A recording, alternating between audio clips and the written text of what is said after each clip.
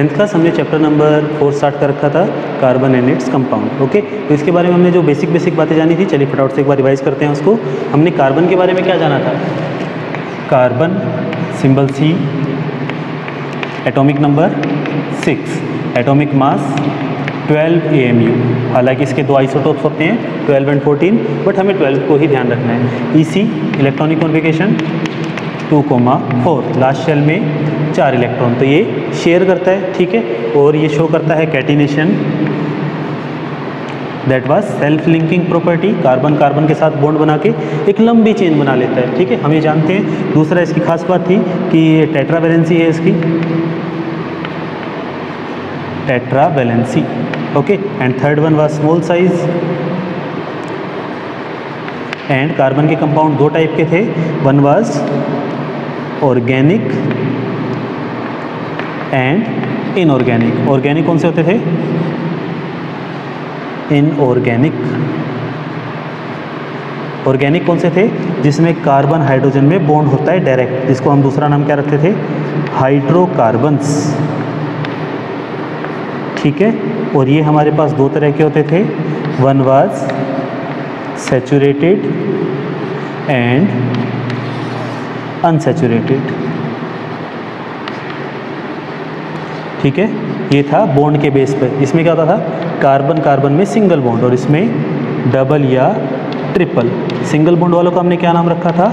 Alkene, और इनका था एल्कीन एंड एल्काइंस, ठीक है। एल्केन्स में वर्ड के साथ सफिक्स लगता है एन, और एल्कीन के अंदर लगता है इन, एल्काइंस में लगता है आइन। तो ये सारी बातें हम पहले से ही जानते हैं, हम सीख चुके हैं। स्ट्रक्चर के बेस पे हाइड्रोकार्बन तीन तरह के होते थे, one was straight chain, other was branch, and third one was ring, ठीक है। रिंग का कोई स्टार्टिंग कोई एंडिंग पॉइंट नहीं होता। ये सारी बातें हमने पहली क्लासेज में कर ली थी, ठीक है। इसके अलावा और हमने क्या क्या सीखा था कार्बन के बारे में? और हमने इसमें कोवलेंट बॉन्ड सीखे थे कि कोवलेंट बॉन्ड क्या होते हैं, कोवलेंट बॉन्डिंग, और यहाँ से अपने पास आया था कोवलेंट कंपाउंड्स, ठीक है, जो बाय शेयरिंग ऑफ इलेक्ट्रॉन्स बनते हैं, ठीक है। फिर हमने इसमें सीखी थी electron dot structure by sharing of electron, ठीक है। उसके बाद फिर हमने इनके जो है नंबर्स लिखे थे, जैसे कि 1 कार्बन के लिए मिथ, 2 कार्बन इथ, 3 carbons prop and so on, ठीक है। ये सब हम पहले कर चुके हैं, ओके। और इसमें हमने एक नई चीज़ जो कल सीखी थी वो था functional group.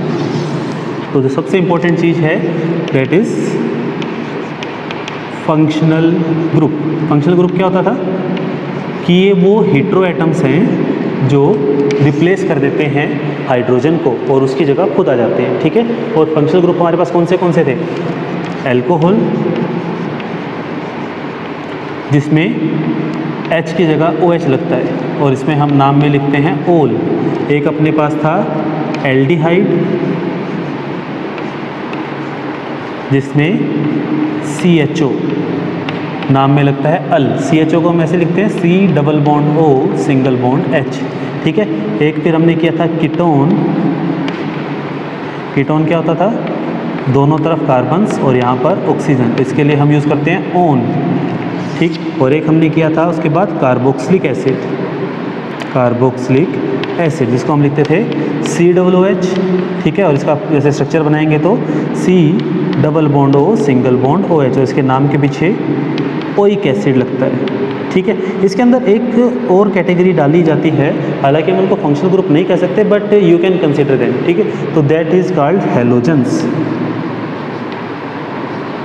Halogen family. Halogen होते हैं अपने पास फ्लोरीन, क्लोरीन, ब्रोमीन, आयोडीन, ठीक है। तो इनमें से कोई एटम अगर हाइड्रोजन को रिप्लेस कर दे तो हम उसको कहेंगे उसमें हैलोजन है, ठीक है। हैलाइड्स ग्रुप हैं, हैलोजन है। तो फ्लोरीन के लिए हम इनके लिए सफिक्स यूज़ करते हैं, इनके लिए हम सफिक्स यूज़ करते हैं हेलो। इसका मतलब क्या हुआ? फ्लोरीन है तो फ्लोरो, क्लोरीन है तो क्लोरो, ब्रोमीन है तो ब्रोमो, आयोडीन है तो आयोडो, ठीक है। तो ये हमारे पास था कुछ फंक्शनल ग्रुप के बारे में। ठीक है, यहाँ तक हम पहले सीख चुके हैं। तो इस चैप्टर के अंदर हमने जो जो भी चीज़ें सीखी हैं, और एक हमने ये चीज़ सीखी थी कि carbon made large number of compounds, ठीक है, कार्बन सबसे ज़्यादा नंबर ऑफ कंपाउंड बना सकता है, ये उसकी एबिलिटी है, ये उसकी कैपेबिलिटी है। The next thing is we have to discuss is homologous series. Okay, next thing क्या है? Homologous series. तो हम इसको लिखते हैं होमोलोगस सीरीज। देखिए होमोलोगस सीरीज क्या होती है, ठीक है, चलिए होमोलोगस सीरीज की बात करते हैं। होमोलोगस सीरीज क्या होती है? देखिए होमोलोगस सीरीज ये जैसे आपकी एपी है ना मैथ्स में, अर्थमेटिक प्रोग्रेशन, उसी टाइप से है, इसका भी एक उसी टाइप का लॉजिक है समझने के लिए, ठीक है। तो होमोलोगस सीरीज में क्या होगा? सीरीज यानी कि बहुत सारे मेंबर होंगे, तो it has a many members, ठीक है। वो खास बात क्या होती है? They are differ by CH2, ठीक है। दो मेंबर्स में डिफरेंस CH2 का होता है, जैसे कॉमन डिफरेंस किया था हमने मैथ्स के अंदर, तो दो मेंबर्स में डिफरेंस CH2 का होता है। और दूसरी बात, या फिर आप इसको कह सकते हैं डिफर बाय 14 AMU, उनका मास का डिफरेंस 14 AMU होता है। तीसरी चीज़ के अंदर आती है उनका फंक्शनल ग्रुप सेम होता है, they has same functional group. Functional group वो चीज़ है जो केमिकल प्रॉपर्टीज़ को डिसाइड करते हैं, ठीक है। अल्कोहल की प्रॉपर्टीज़ मेन एल्केन से अलग है, वो केमिकल प्रॉपर्टीज़ इन सब की अलग अलग है, ठीक है। तो फंक्शनल ग्रुप केमिकल प्रॉपर्टीज़ को डिसाइड करते हैं, आपको इस चीज़ का ध्यान रखना है। सेम फंक्शनल ग्रुप होगा तो इन सब की केमिकल प्रॉपर्टीज़ क्या होंगी? सेम होंगी।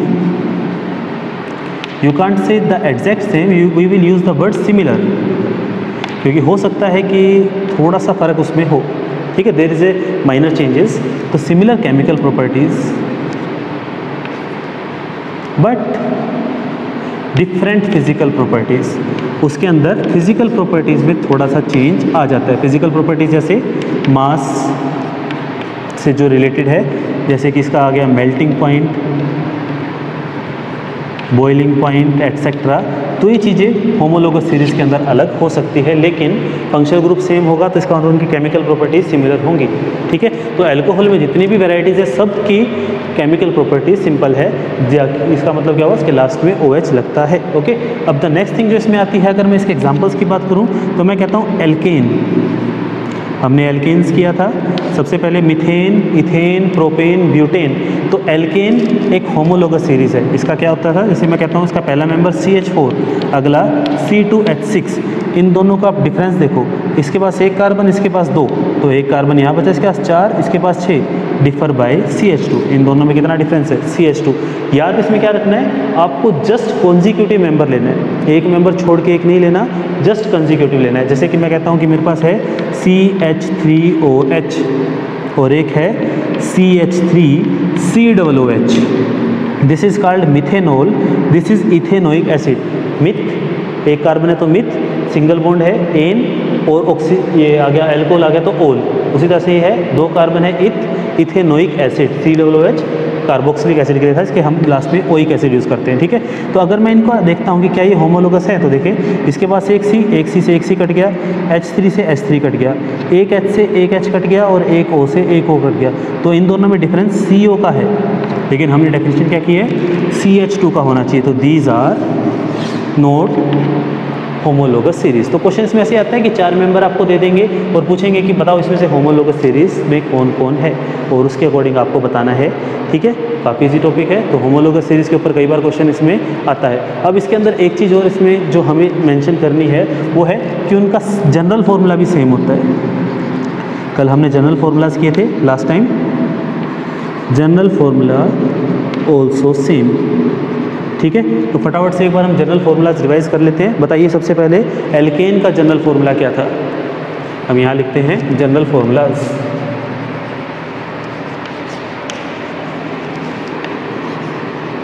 सबसे पहले एल्केन का फॉर्मूला क्या था? CnH2n+2, ठीक है। फिर हमने किया था एल्कीन, CnH2n। फिर हमने किया था एल्काइन,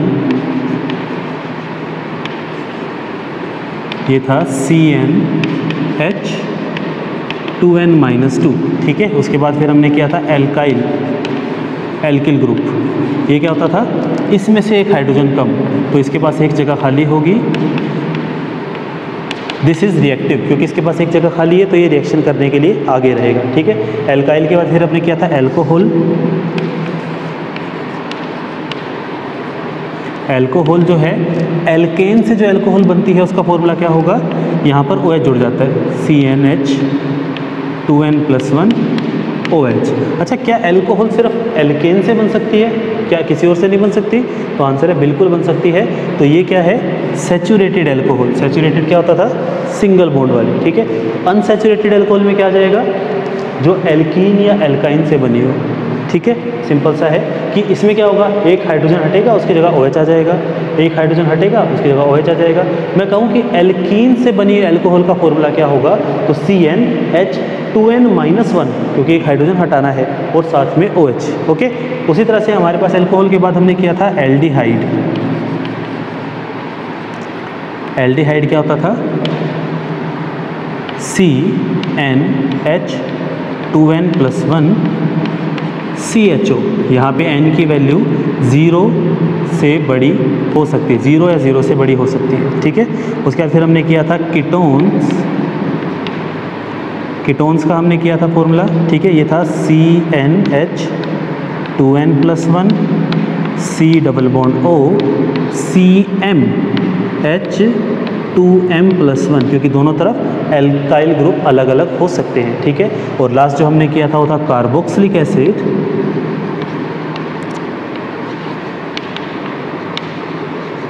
कार्बोक्सिलिक एसिड का क्या था, CnH2n+1 और लास्ट में COOH। तो इसके अंदर भी N की वैल्यू 0 से लेके कुछ भी हो सकती है। ठीक है, इसमें M और N की मिनिमम वैल्यू 1 होगी। ठीक है, तो आपसे कई बार क्वेश्चन पूछाता है कि first member of alkene, alkene का पहला मेंबर कौन होगा, तो डबल बॉन्ड के लिए कम से कम भी 2 चाहिए ही चाहिए। तो इसमें N जो है वो ग्रेटर देन इक्वल टू 2 होता है, इसके अंदर भी N greater than equal to 2, इसके अंदर N greater than equal to 1। Alkyl के अंदर of course greater than equal to 1, इसके अंदर भी 1 या 1 से ज़्यादा, इसके अंदर 2 या 2 से 0 या 0 से ज़्यादा, इसके अंदर M और N है वो must be greater than equal to 1।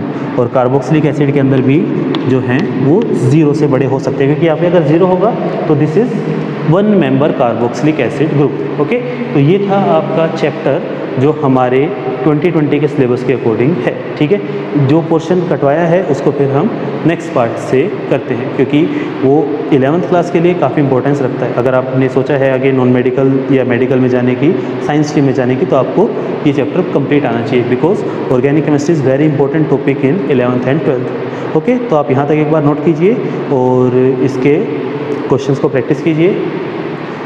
NCERT book की रीडिंग लीजिए और इसके अलावा आपके पास जो भी एक्स्ट्रा बुक है उसकी रीडिंग ज़रूर लीजिए। Okay, thank you.